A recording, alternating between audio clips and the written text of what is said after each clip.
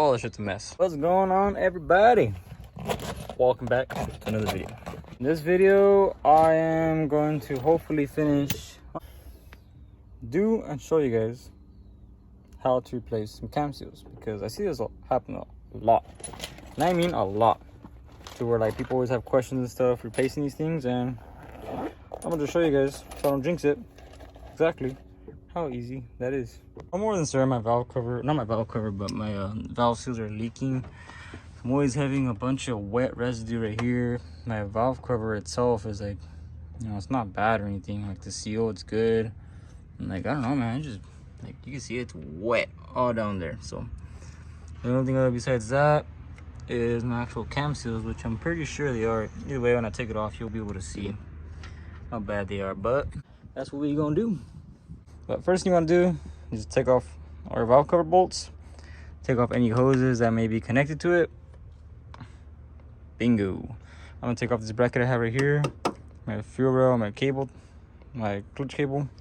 Take the valve cover off, and we'll see what's up next. Just let it. Cover's off. I must say, stuff looks really good down here. Here's my cam seals. Oh, it's hard to tell, to be honest with you guys, but they just look really old. But either way, I have them right here. I'm gonna change them out. But once you get to this point, what I'm gonna do is I'm gonna set my motor to TDC, top dead center. So I'm gonna do that.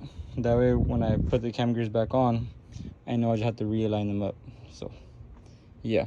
All you want to do is, if you want to do it from down there, if you have the marking, or with your camshafts, this line right here and that one right here, I want to make sure those are both level. So I'm gonna go and turn the motor real quick and show you guys what I mean with that. All right, simple enough. I just aligned those two guys right there. This line right here, this line right here. Either that, unless you guys have the time mark down there, that works too. But more based off this. So now what I'm gonna go ahead and do is, some people when they do this, they'll replace, I'm gonna call it, not replace, but they'll take out the entire camshaft. If you do that, you're gonna have to redo the valve lash, and it's gonna be a much heavier work load than you want it to be. So what I'm gonna go ahead and do is loosen these two bolts. That way I can just take off the gear. But with that being said, you are gonna have to retime it. So go ahead and loosen the tensioner down there. Take off this belt.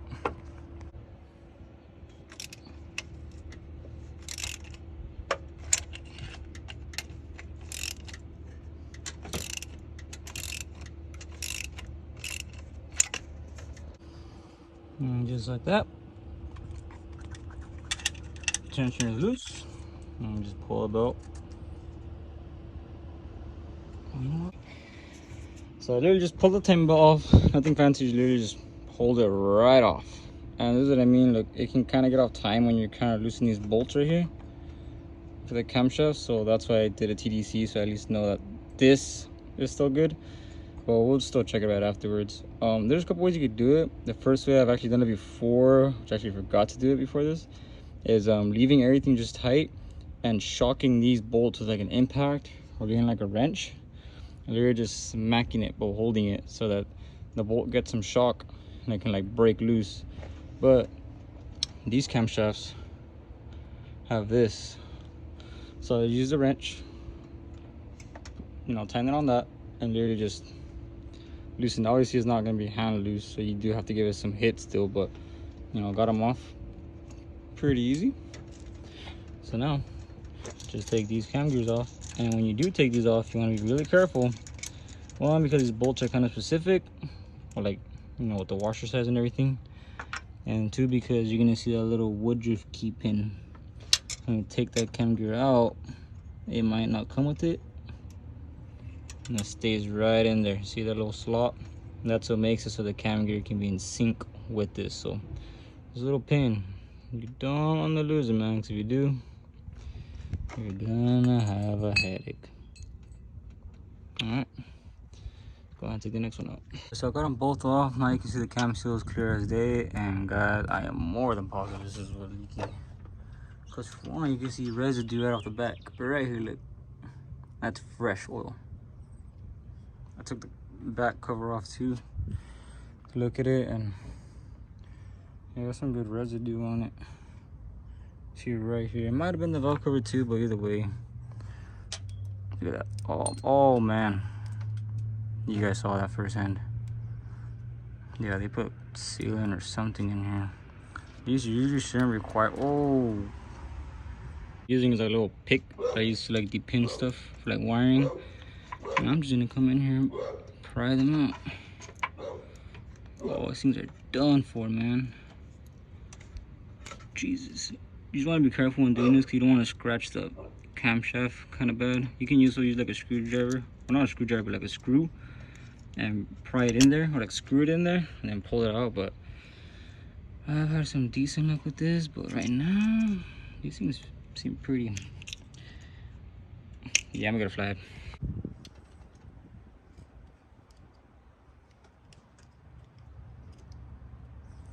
At this point, whatever works, man.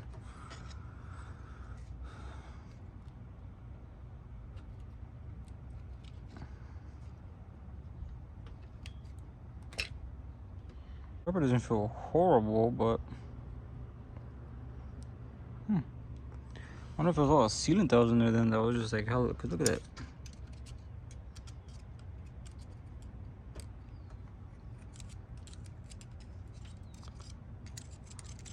All bad, man. So I just tried cleaning out the journals as much as I possibly could. You can see the hole right there where the oil will come out. So yeah, I mean, try cleaning as best as possible. Took the old tools out.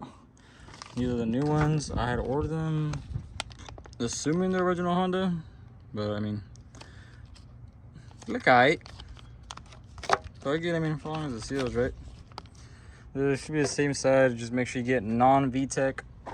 Any B20 or LS. This is a B20, but also LS will do it. It's the same exact thing for the seals. And then with VTEC, I'm not sure if the cam is like skinnier or thicker on the actual like diameter wise, the cap or anything like that. I'm not sure, but yeah, as long as you get non-VTEC, or if you're doing VTEC, make sure you're getting your VTEC or whatever application you're doing, B series. But yeah, so this should work basically the same thing as single cam. The only thing with single cams, they don't have that Woodruff key. The cam is just like that. Unless it's aftermarket, then it will have it. But yeah, I'm gonna go ahead and put these on. So here on the outside of the seal, you don't want any oil on the outside of this, just because if you have oil on this, you don't want this to be moving for whatever reason. It's still a pretty tight fit, but yeah, you don't want to do any of that. And then this, make sure it's not cracked. You don't make sure that spring is in there. So when you put it in, they don't go any orientation, nothing fancy. Just make sure this O-ring is pressing against the center of this cam. It should be good. So I'm gonna go ahead and wipe this down real quick. I have oil on my hands. And then just put it in there. So I'm gonna do the exhaust side first. Very carefully, just wiggle it around. All right. So see, right there, it's in. And it shouldn't be easy to push in. It shouldn't. That's the key word. Shouldn't. If it's easy to put in, like really easy, then you got a problem. So I'm gonna leave it like that for right now. Throw the other side on, and I'll show you guys how I just literally just tap it in place. Okay, I got one in, and man, these fit freaking snug. So it's giving me a good sign. Well, all I did really was grab a small extension and just tap it top, bottom, side to side, top, bottom, side to side. That way when you smack it in, it gives an even, you know, fitment. And then if you guys have like a 1/4 inch extension, like something skinnier than this, just so when it like basically like hits at the bottom, because the extension won't really fit all the way in there, something skinnier so you can just tap the edges. That way it sits a little more S-packed in, like not hard, but just as much and as good, like just flush all the way in. I literally just used the freaking Allen key and just tapped it right in. Because like I said, if you take off the camshafts and you put them on like that, yeah, you can do like that, but then you're more than likely gonna have to retorque all this, retorque all that, valve lash, or set the valve lash for this side and this side, because it's most likely to get out of whack. And gonna take a while. So I mean, if you have some good punching skills right here, make sure it goes in smooth, nice and clean. Boom, you're done. Put your camshafts or your cam gears back on, retime it, bingo. This is a faster way, but I mean, if you guys want to do it the other way, by all means. I'm pretty sure someone's in a comment telling me that I'm doing it wrong, which is perfectly fine. But I'm gonna go ahead and finish this up before the sun gets down, so I can at least test drive it. Or not test drive, but I can at least turn it on, make sure the leaks are good. And I think that'll do it. And you let it be on. So now, reversal process. Literally. On the little pins right here, you guys can tell they have like a little part that's more flat, ones that's more curved. Literally just follow that line, that groove on the camshaft. Flat tail will be showing out. When you get your cam gear, after you want to clean it up, if you do clean it up, get that little pin mark and just slide it right in. Kind of hard to do with one hand because this pin likes to move, but boom, you're good to go. So I'm gonna go ahead and put these on and get it timed. It's humid as fuck right here, guys, but boom, it's all back on. Cam gears are back on, tightened them up. I just put the bolt or the wrench, just a wrench right here again, held it, tightened it, do it to spec. And then I also checked my timing again, just to make sure. What I did, I always like doing mechanical timing, or like the way I say timing. I pull out a spark plug, which is number 1 cylinder right here, which came out of the hole right there. And then I get my dipstick and I literally put it right there. Why? Because that way I know, even if, like, for example, for whatever reason, if you just can't get the pulley on or you just don't have the front cover, this way you can see the dipstick when you're moving it up and down, or like turning it left and right, the dipstick will go lower, higher, and it'll reach a max point. Once you get the finest, closest to the max point, you're at TDC, basically where the pulley will show its mark down there, which I don't have that cover for, which is what I'm saying. This is how I do it, just to make sure. I left it at TDC, but prior to that, you know, I just want to make sure, because you don't want your timing to be off and your air fuel ratio and just a bunch of stuff. It won't even run sometimes. So that's how I do mine. And then the cam gears, I just realign them again, TDC. Make sure those both marks are lined up right there. Sometimes they'll have a tool to use, but I mean, you know, as long as you got them pretty lined up like that, you should be okay. This one might need to be moved a little bit, but like a tooth over from what it looks like, maybe. Yeah, you just want to do that. And then when you're putting the belt on, you want to do it from this side first. Put it on, put it from this side first, put it over the tensioner on the pulley, so then when you're pulling it to put on the gear, it's tension, and then putting it on top of the gear. A lot of people will either try pushing it down and getting on the water pump or over the tensioner. I've always liked it this way. So like, I can even show you guys an example of what I'm talking about. I mean, I can redo it again. So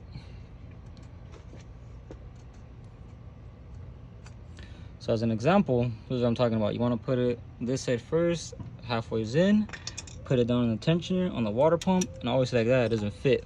So that way when you pull it, you push it down the tensioner, and you can align your teeth, and they should align if your cam gears are aligned. Kind of hard to do with one hand, but boom. Just like that. Point and grab a ratchet. It should be a 19 for the crank pulley. Go ahead and put it on the bottom, and I'm going to rotate it just so I can tension, because this side gets tensioned by the tensioner. This side you can tell is still, you know, got some flap.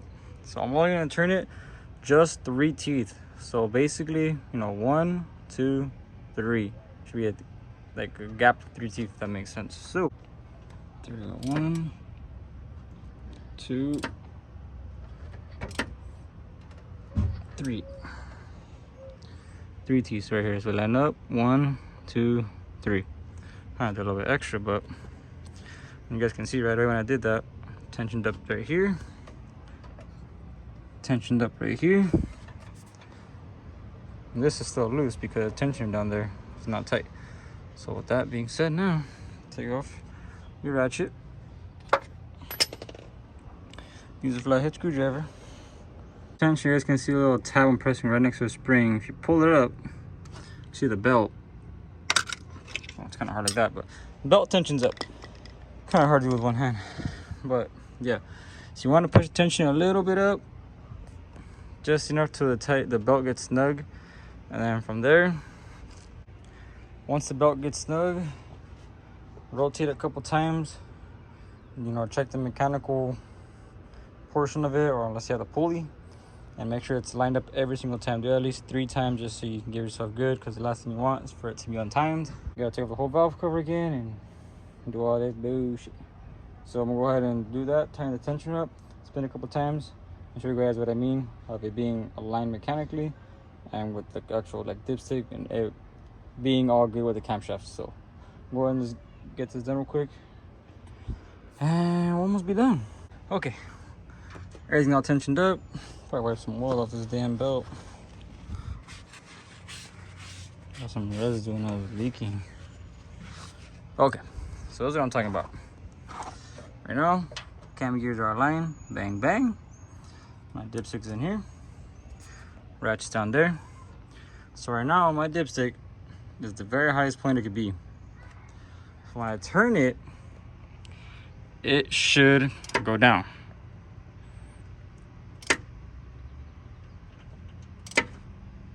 I don't know if it's hard to tell on camera, but it does move down. So like for example, you can see how off I am on the teeth now. When I go up, I don't know if you guys saw a slight movement, but when it goes up, that's exactly where it stops at with the cam gear. So I know I'm good. Put this thing back where it belongs. Make sure your belt's not super tight so it doesn't whine. If not, I actually might loosen mine just a little bit, but I think I should be okay. Go ahead and put the valve cover back on. Verify you have no leaks, which I'm gonna do right now. And this video is close to coming to an end. Hopefully it was this, because man, I'm telling you, I would have hella residue. Like, not hella, but you can tell, like, even the ultimate is kind of shiny. And like my freaking bar right, yeah, it was a no way, no main. So now I'm about to wash it off, make sure I have no more leaks after this. And finally, be leak free. But it's a Honda, so who knows if we'll ever have that. And just like that, back together like nothing ever happened. Nothing did happen. What did happen? Nothing. No, I'm just playing. But yep, the only thing I said I didn't put back on was that back cover, that I can for sure see if anything leaks out of here. Cross my fingers not. And for sure I can tell if the valve cover is seated properly. And then I need to wash this engine bay, man. This thing is dusty McDusty. Let me verify, make sure nothing else is left, because I have a habit of leaving the damn ratchet on the crankshaft. Done that like twice already. Now we good. Let's give it a go.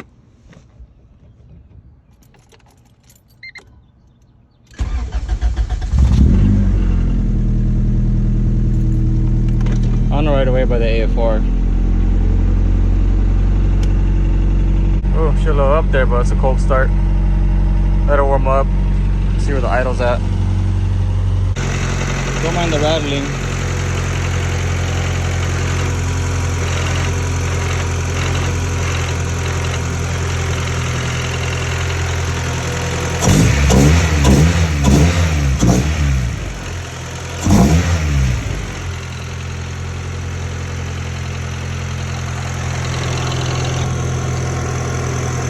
Sounds good. So far, no leaks. I'm gonna go ahead and let it warm up and catch up with you guys after it warms up, before it gets too dark out here. Make sure we are good on the leaks, and so I can go inside and get ready for my mosquito friends. Yep, but yeah, hopefully it's all good. Alright, she's just about warmed up, pretty close. I can tell because AFR now is in the 14s.